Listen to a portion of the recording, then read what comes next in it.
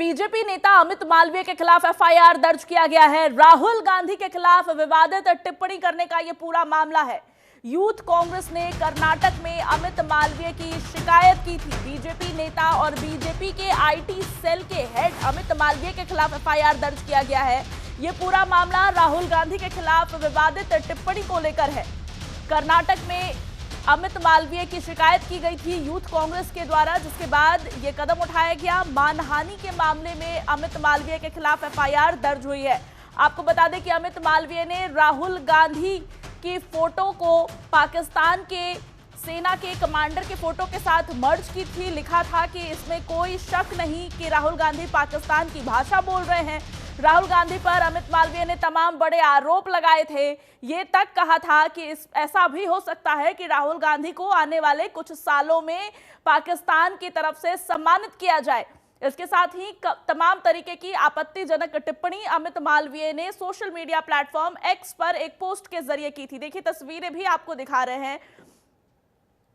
आपके दाहिने तरफ ये वो तस्वीर है, ये वो पोस्ट है जो अमित मालवीय ने की थी सोशल मीडिया प्लेटफॉर्म एक्स पर राहुल गांधी के खिलाफ, जिसको लेकर ये पूरा विवाद उत्पन्न हुआ है। और दूसरी तरफ अमित मालवीय पर जो एफआईआर दर्ज हुई है उसकी कॉपी आपको दिखा रहे हैं। सोशल मीडिया प्लेटफॉर्म एक्स पर कल अमित मालवीय ने राहुल गांधी के खिलाफ कुछ टिप्पणियां की थी, जिसके बाद कर्नाटक में उनके खिलाफ एफआईआर दर्ज किया गया है। मानहानि का मुकदमा दर्ज किया गया है।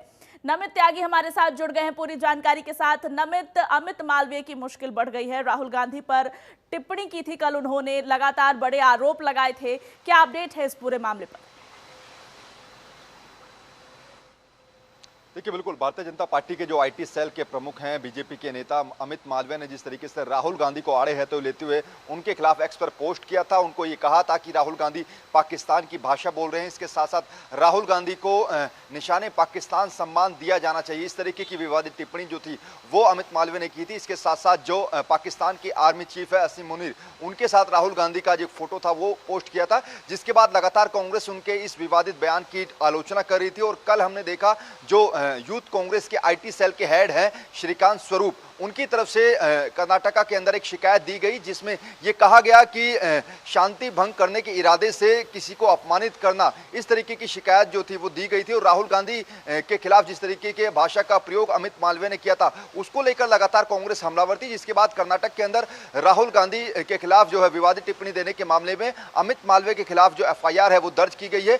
2 धाराओं में एफआईआर दर्ज की गई है, जिसमें एक धारा में सीधे तौर पर लिखा है कि शांति भंग करने के इरादे से किसी को अपमानित करना, यानी कि जो कांग्रेस के नेता कल से कह रहे थे कि राहुल गांधी को अपमानित किया गया है, वही जो है धारा में जिक्र किया गया है। और ऐसे में अमित मालवीय के खिलाफ 2 धाराओं में जो एफआईआर है वो यूथ कांग्रेस के जो आईटी सेल के प्रमुख है श्रीकांत स्वरूप, उनकी जो शिकायत थी उसके आधार पर पुलिस ने दर्ज की है।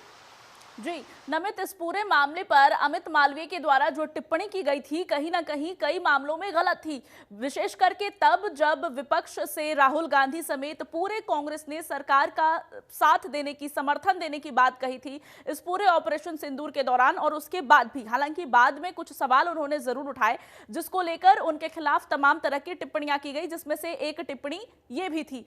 क्या लग रहा है नमित, इस पूरे मामले पर अमित मालवीय की मुश्किलें कितनी बढ़ सकती है? इसके साथ ये भी जानना चाहेंगे कि बीजेपी की तरफ से क्या किसी बड़े नेता का कुछ बयान, कोई प्रतिक्रिया आई है?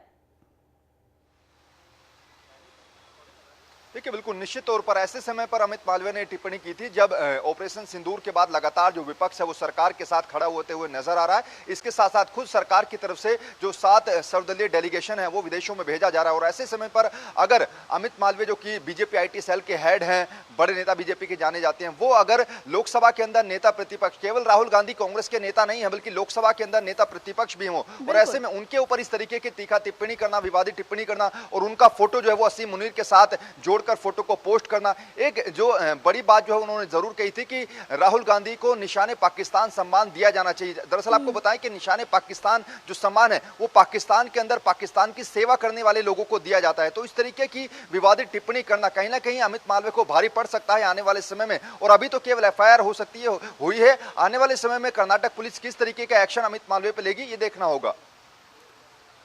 बिल्कुल, और नमित, इस पर कोई बड़ा एक्शन भी लिया जा सकता है। इसके साथ ही अमित मालवीय की इस टिप्पणी पर उनके ही पार्टी के नेताओं का क्या कुछ रुख सामने आया है? क्या उनको अपनी पार्टी का समर्थन मिला है इस विवादित टिप्पणी पर, या एफआईआर दर्ज होने के बाद किसी की कोई प्रतिक्रिया सामने आई है? देखिए, भारतीय जनता पार्टी के कल कई नेताओं से इस पर हमने सवाल पूछा, वो इस पर कुछ बोलते हुए बोलने से बचते रहे। हालांकि कुछ नेताओं का ये कहना था कि अमित मालवीय की ये निजी टिप्पणी हो सकती है, क्योंकि लगातार राहुल गांधी पे अगर हम बात करें तो वो एस जयशंकर के बयान को लेकर भारतीय जनता पार्टी पर हमलावर होते थे। जिस तरीके का बयान एस जयशंकर की तरफ से दिया गया था कि ऑपरेशन सिंदूर की जो जानकारी थी उससे पहले जो है वो पाकिस्तान को दे दी गई थी, उस मुद्दे को भी कांग्रेस पार्टी ने एक बड़ा मुद्दा बनाया था। चाहे जयराम रमेश की बात करें या फिर राहुल गांधी की बात करें, वो लगातार एस जयशंकर का इस्तीफा मांग रहे थे। उसी बातों को लेकर अमित मालवीय ने जो है वो पलटवार राहुल गांधी के ऊपर किया था, लेकिन ये पलटवार अमित मालवीय पर ही भारी पड़ गया। उनके खिलाफ जो एफआईआर दर्ज हुई है। बिल्कुल, तो इस पूरे मामले पर अमित मालवीय बुरे फंसते हुए नजर आ रहे हैं। राहुल गांधी पर दिए हुए विवादित टिप्पणी को लेकर उनके पार्टी के कुछ नेता भी उनके बयानों से किनारा कर रहे हैं और साफ तौर पर कह रहे हैं कि ये उनका निजी बयान हो सकता है। अब देखना होगा कि कर्नाटक पुलिस उनके खिलाफ क्या कुछ एक्शन लेती है। नमित, तमाम बारीकियों को समझाने के लिए आपका बहुत शुक्रिया।